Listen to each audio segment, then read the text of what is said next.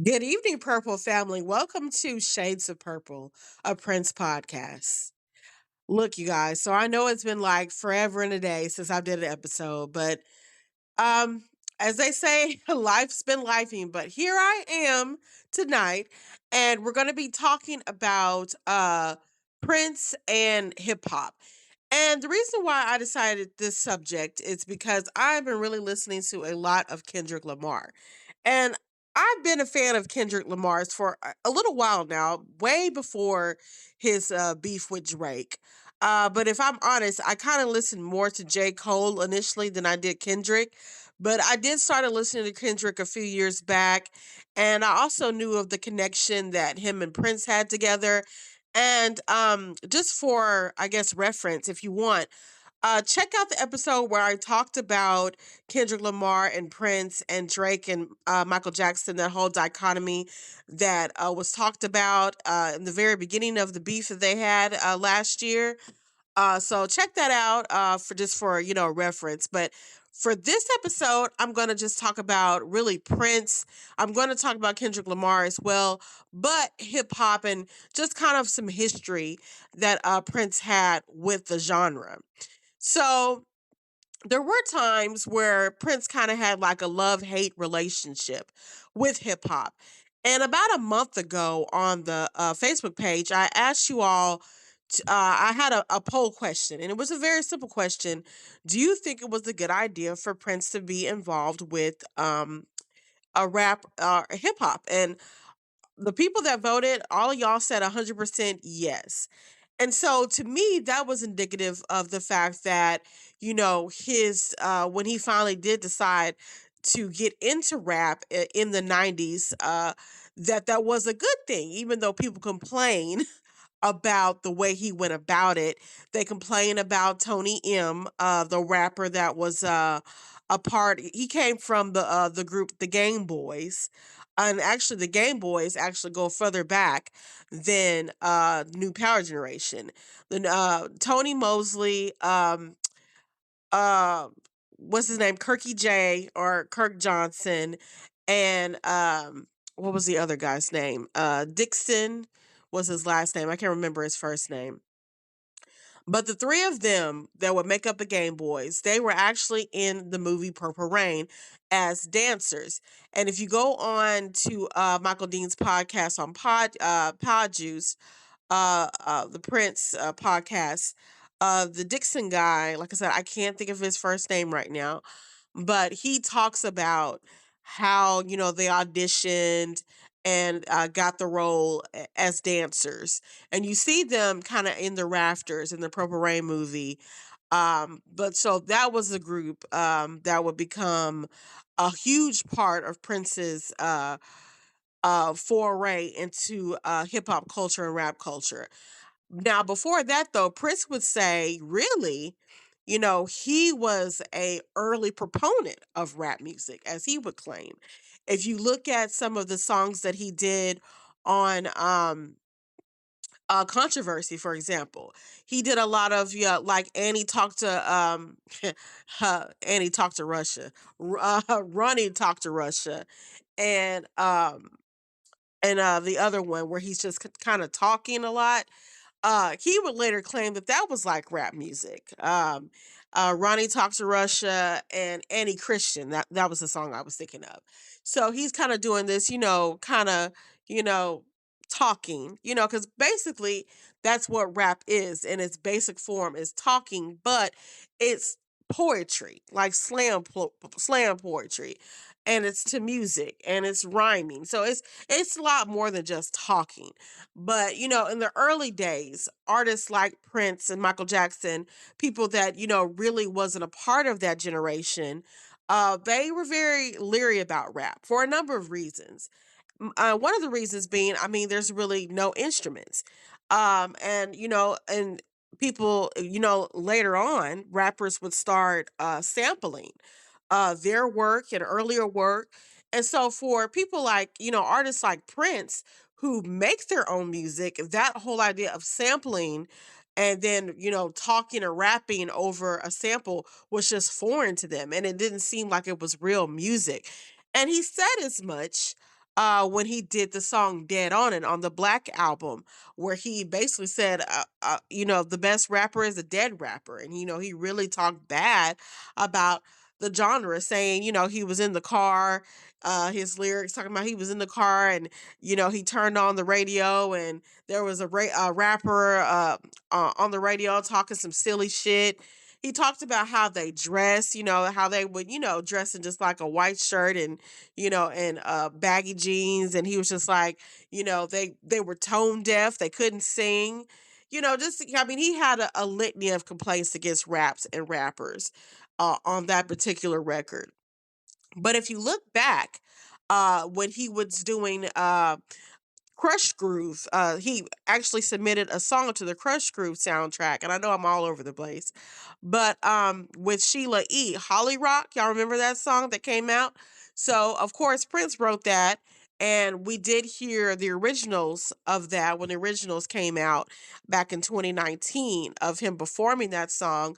But he wrote it for Sheila E. And of course Sheila E. was in the movie Crush Groove that came out in 1985, and this was around the same time that you had groups like Run DMC and the Fat Boys and others that were that in LL Cool J. They were also in the movie that were starting to get big. So rap was starting to become kind of a thing by the mid 80s. Now by the end of the 80s going into the 90s, it was pretty much established. It was established genre. So he would say that he was an early proponent of the genre, but also talk down about the genre at the same time. So by the time the late 80s, early 90s came around, and I mean, and hip hop was just here to stay with the likes of, you had Vanilla Ice, you had, of course, NC Hammer. And then by the mid 90s, 93, 94, we had the invention of so called gangster rap with Snoop Dogg and Dr. Dre and Death Row and Tupac and that whole thing. But even before then, of course, gangster rap kind of originated with Ice T and NWA in the late 80s. So it had a harder, grittier sound. And so I think probably the best example of Prince trying to incorporate this sound into his music was when he did the album Gold Nigga in 1993. And he tried to get Warner Brothers to distribute it, and they were just like, hell no, Prince, we're not doing that. We're gonna do this greatest hits CD. We're gonna pay you $1 million, and we don't want you to touch it. That's what we're gonna do for 1993. So that's what Warner Brothers ended up doing. But on a Gold Nigga, it was Tony M doing all of the rapping. But later we would find out in an interview that Tony said that, Prince was writing most of his raps.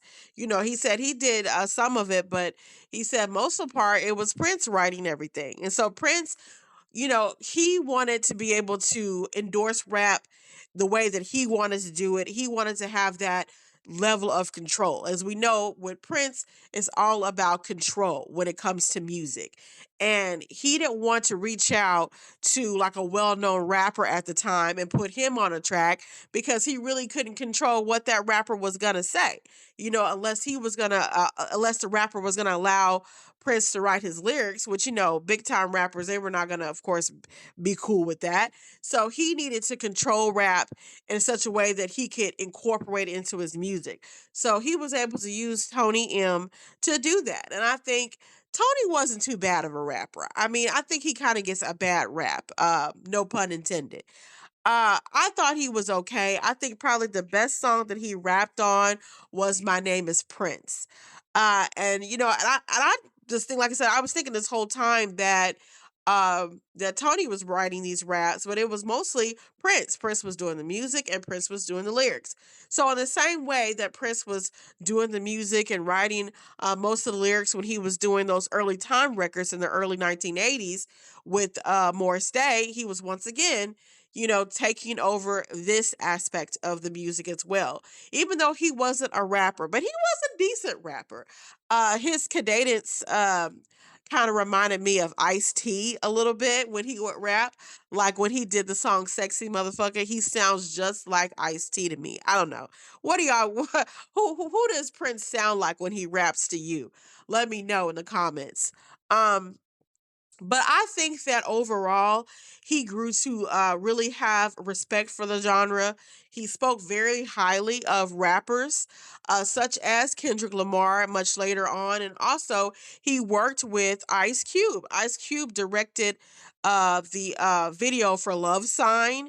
And I think Ice Cube even said they were neighbors for a little bit out in the LA area.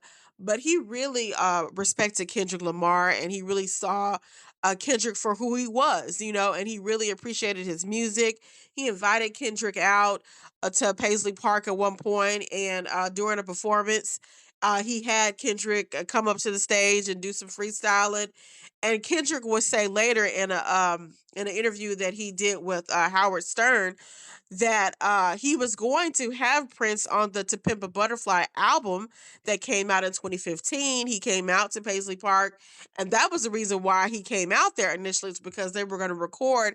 He was going to be on a song, and he basically just had Prince doing a hook for one of the songs, but it never came about because they got to talking, and Prince invited Kendrick to come on stage. But before that, Kendrick he just asked Kendrick, "Hey, you want to watch me, do this little concert at Paisley Park?" And of course, Kendrick was like, "Hell yeah, I want to watch him perform." Little did he know that Prince was gonna put him to work. So that is on YouTube. I might go ahead and put it up on the Facebook page as well for you guys that caught the Super Bowl that may have not known a lot about Kendrick Lamar. Kendrick Lamar is a 22-time Grammy winner, a Pulitzer Prize winning rapper. So he's not just some rapper, rapping about killing people and partying. Like, no, if you really listen to Kendrick Lamar's music, he is really what you would call a conscious rapper. He's really talking about uh, our black culture, life, and I mean, it's not just partying. Like, the whole beef with Drake came about because he felt that Drake was kind of a phony. And I kind of agree with him to a certain extent because if you look at a lot of the things that Drake talks about in his music, when he tries to be tough, he didn't live that life. Now, Kendrick, he's from Compton, California, and he lived a certain life where he was, kind of ducking and dodging in those streets. Drake out in Toronto, he did not live a life like that. Even when he was just, living with his mother. So he has this persona of being this tough, hard guy, but he's not. And I think Kendrick was really right about calling him out about that because, in many ways, Drake is what you would call a culture vulture. Now, he is a black man, but he hasn't had the same experiences that a lot of black Americans have, being from Canada. And not to say that in Canada, there's not a hood out of Toronto or that things weren't necessarily hard. But I mean, he's just had a different experience, but he makes it seem like he's had this experience when he really hasn't. And I think that, eventually that, people just kind of accepted that Drake being Drake. But this beef really pointed out that, that he was a fake. He's a phony. And that doesn't mean that I, just totally dislike Drake, but I've never been a big Drake fan if I'm being honest. But for Kendrick, it was just like it was about the principle of the thing. It was about the culture, and like he really embraces rap as an art form in the same way that Prince really saw his music as an art form. And it's not all about numbers and popularity. That's another thing that both of them have in common is the fact that, Prince was all about his music. If people dug it, they dug it. If they didn't, they didn't. Did he want to make money? Did he want to, have great numbers? Of course, but all that was secondary to what he saw as his craft.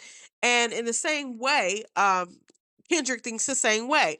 Now, it's also, of course, almost kismic in a way that they're both Geminis. Of course, Prince was born on June 7th, and Kendrick Lamar was born just 10 days later on June 17th, of course, in 1987. Um, so he's 30 plus years younger than Prince. But I think they were still able to connect because of the music. and just this deep respect that they both have for music.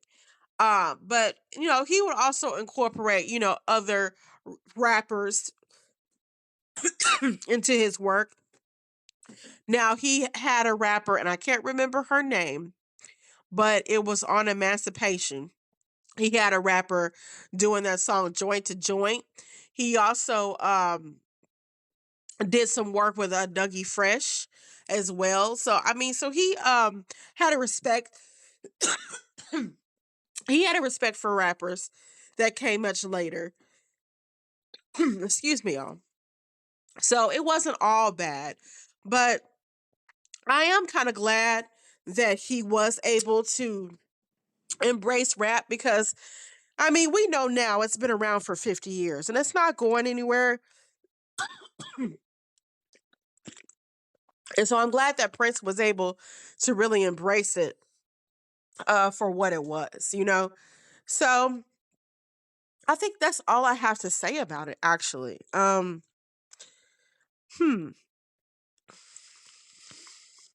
You'll have to forgive me, guys.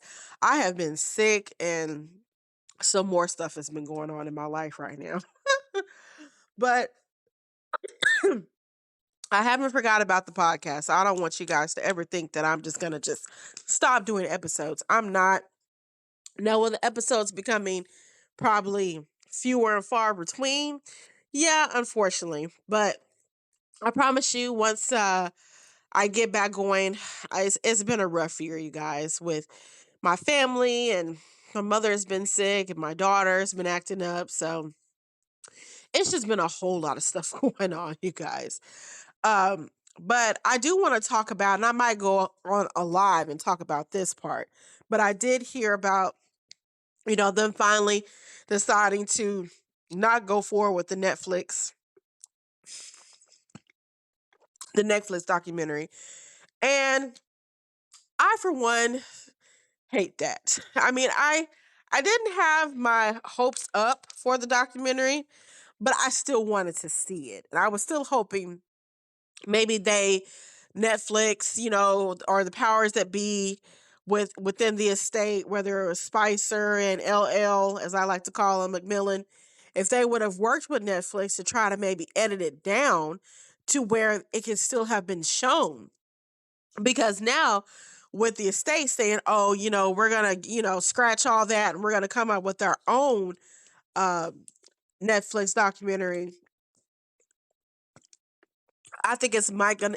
I think it's gonna be just a bunch of fluff. I don't know. What do you guys think?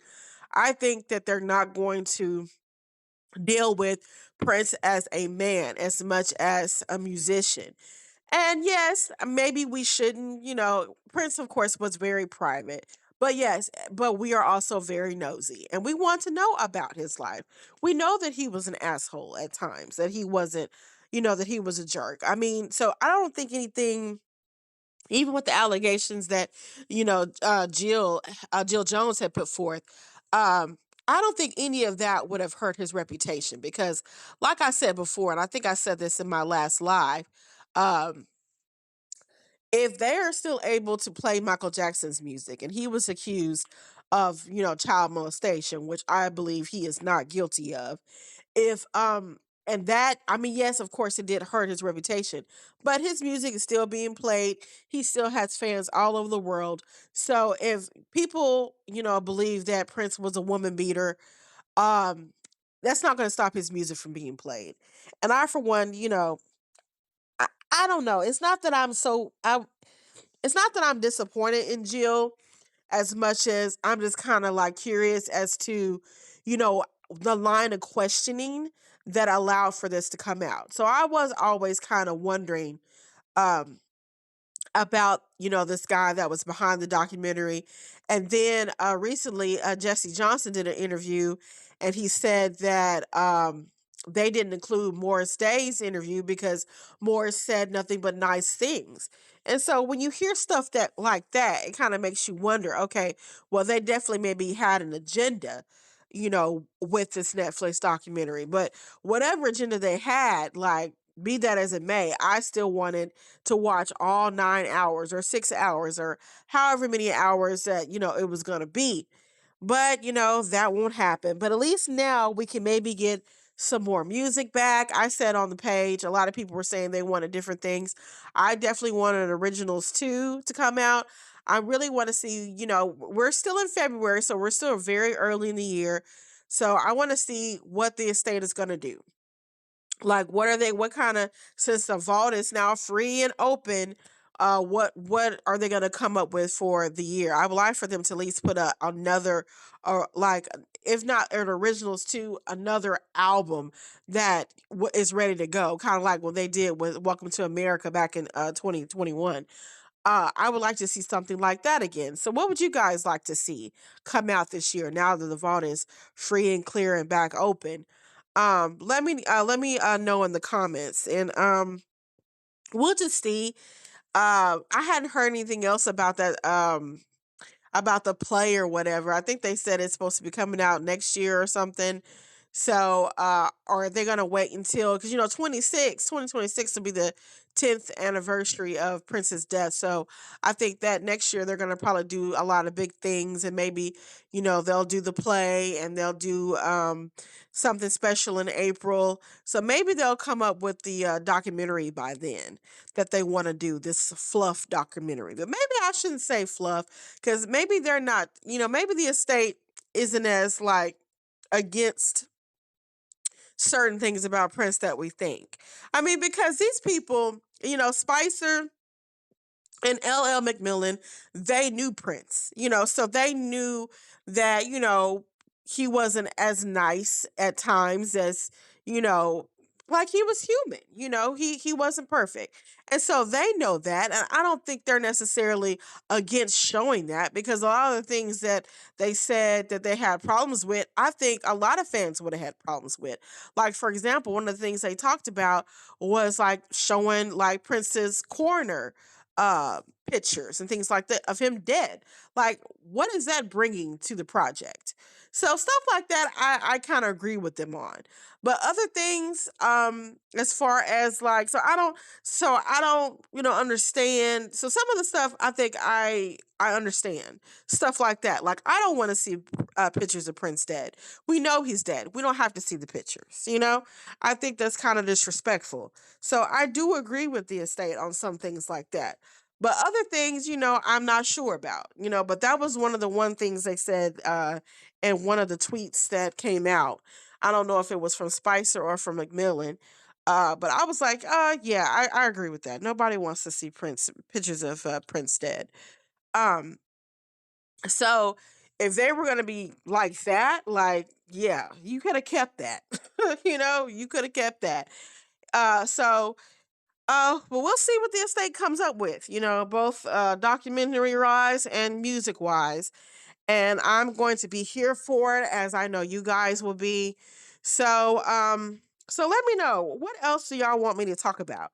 I know this one was kind of short about hip hop, but it was just on my mind because of, the Super Bowl, and what did you guys think about the Super Bowl? Now, of course, Prince's Super Bowl halftime show will always be number one. It still is, even after Kendrick's, which Kendrick's was great. I enjoyed it, but it will never top Prince's, and I don't think anybody's ever will, to be honest.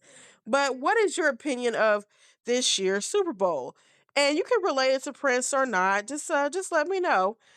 Even though I know we're a couple of weeks out, or well, weeks ago, about, well, yeah, two weeks ago was the Super Bowl, but they're still talking about it, which is interesting to me, because most of the time, people talk about the Super Bowl for a couple of, days afterward, and then you don't really hear anything else about it. But here we are a week later, and people are still talking about the Super Bowl halftime show that Kendrick Lamar put on. And I think it just goes to show you the level of talent and the level of detail that he put into this. Um, but I enjoyed it. I enjoyed everything about it. All of the little subliminals and the symbols that he put in. I mean, it was just great. And if you haven't checked out Kendrick Lamar, please check out his music. I highly encourage you to do so. And I mean, you can like Drake and Kendrick. I mean, there's nobody that says that you have to like one or the other. But for me personally, I just prefer Kendrick's music over Drake's music because I feel like I feel more fulfilled listening to Kendrick's music than I do Drake's music. But sometimes, you want to just, veg out, or, just you don't want to think too hard, and Drake has music for that. He has party music. He has, uh if you don't want to, like I said, you don't want to think too hard about anything. You just want to have fun, and and not to say that Kendrick doesn't have that type of music too. He does. But, everything in its place, everything in moderation, as they say. And they've been talking about now with this new Drake album. I know I'm getting all off topic now. Um about how he's not really grown much as an artist. With this newest this new music that he just put out recently on Valentine's Day. And happy Valentine's Day for everybody. Well, I guess it would be a belated Valentine's Day. But anyway, so Drake put out a new album called Some Sexy Songs for You. And a lot of people that didn't like it, their main complaint was the fact that he just is not growing as an artist. Now, he's been, on top for 15 years, and he's still putting out the exact same music. Like, he's might be, try to change it up here or there, but for the most part, the subjects haven't changed. And I hate to see that, because there does need to be some level of growth. And we were able to see that with Prince. Like, the older he got, it seemed like the blacker he got. And those that know, So over the course of, some odd years, you want to see that growth in an artist. And, a lot of people are just not seeing that with Drake. But anyway, so going back to Prince and hip hop, but, eventually, like I said, he grew to incorporate it into his music, as we saw on Diamonds and Pearls and on the Love Symbol album, as well as on Emancipation. Um, Let me see what else. I'm trying to think of some other albums where he had like rap music on. Um, but yeah, at one point he wanted. Dougie Fresh said in an interview that he had actually asked Prince had asked him to be a part of the MPG, and he said, he had to turn him down because he just had too many other things going on, and he didn't want to commit himself like that. So he really liked Dougie Fresh. He loved Public Enemy. He really liked their song Fight the Power and all that, political conscious rap. Like, he was really into that. And I think that's what he really respected about Kendrick Lamar and his music, is because it's talking about the black experience in America. And it's not just on some, oh, let's go party and bullshit type stuff. And so I think Prince, he loved music that had a message to it, and he appreciated the diversity that was in rap. And he said as much in an interview, but he also was very critical of rap, and that, just, that rap had a responsibility, just like all genres, when it comes to, you know, what children are exposed to, because he remembered going back to 1984 when he got in that hot water uh with Darling Nikki. And ever since then, I think Prince knew that, respected the fact that, as artists, you have a responsibility to not so much censor your music, but just to be aware of your audience and the things that they may be going through and the things that you might be exposing children to. And, he really, after he became a Jehovah's Witness, and he stopped cursing, you kind of saw, almost like the switch up. He really stopped doing a lot of those songs like Darling Nikki, and songs where he's, cursing and all that stuff. All that went away after he became a Jehovah's Witness. And in the same way, I think that, having, a huge, change in your life like that, it makes you look at music differently. And that's what happened with Prince. And but anyway, so I didn't forgot my train of thought now.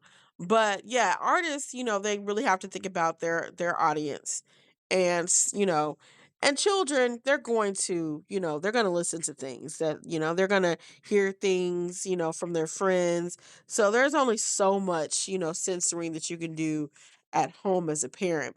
But social media, kids are going to, they're going to listen to and see and hear things that you may not necessarily want them to know about as a parent, but that's just a part of being a parent in the world that we live in. But you can sit down and have those conversations with your children about what is appropriate. Excuse me. What is appropriate and what's not appropriate for your household. Um, I know for me, um, I would have those conversations with my parents, not a whole lot, but they pretty much let me listen to whatever I wanted to. But they always would tell me, like, look, a lot of the stuff they're talking about may not be the reality for you. It may be the reality for them, but so just kind of be aware, artists need to be more aware, of guess, of their audience. And and not to say that artists aren't doing that, but some artists, they just say what they want with abandon, and then you look around and something happens and they're just like, well, I'm just, I'm not responsible, I'm just, saying some stuff, I'm not telling you to do anything, which is, while technically true, you still need to be mindful of the young minds out there. So let me get off my soapbox. I went all around the world with that.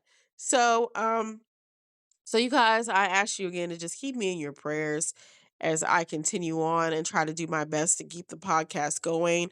Like I said, I need some new ideas. I need fresh ideas.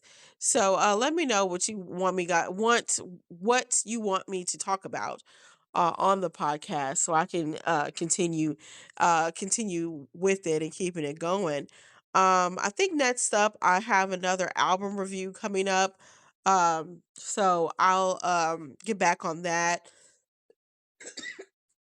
as well as some top 10. Um but I got to think about what top 10 I want to do. I've done so many at this point. So just let me know what y'all want to hear from me. So until then, peace and be wild, and may you live to see the dawn.